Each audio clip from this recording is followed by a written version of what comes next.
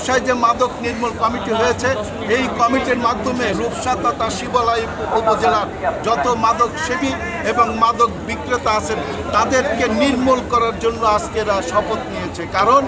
এই ঐক্যবদ্ধতার মাধ্যমে নির্মূল না করলে কখনোই সমাজের উন্নয়ন হবে না, সমাজ একটি ভালো সমাজ হিসেবে গড়ে উঠবে না। সর্বোপরি আমাদের বিপ্লবী প্রধানমন্ত্রী তারেক রহমান সাহেব বলেছেন, সমাজের উন্নত একটি সমাজকে, একটি জাতিকে যদি উন্নত জাতি হিসাবে গড়তে হয়, একটি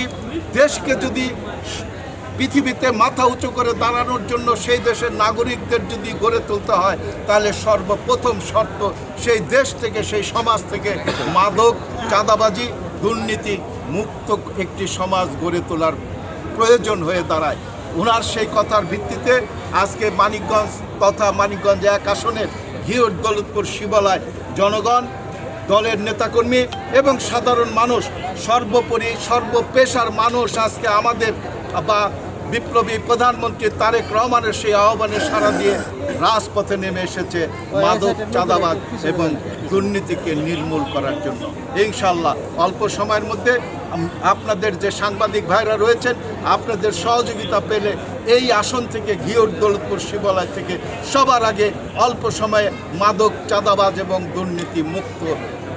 আসন হিসাবে গড়ে উঠবে। অর্থাৎ এই এলাকার মানুষ আগামীতে ঘোষণা দিতে পারবে মানিকগঞ্জ জেলার ঘিওর দৌলতপুর শিবালয় মাদক মুক্ত, সন্ত্রাস মুক্ত, চাঁদাবাজ মুক্ত, দুর্নীতি মুক্ত 3টি উপজেলা।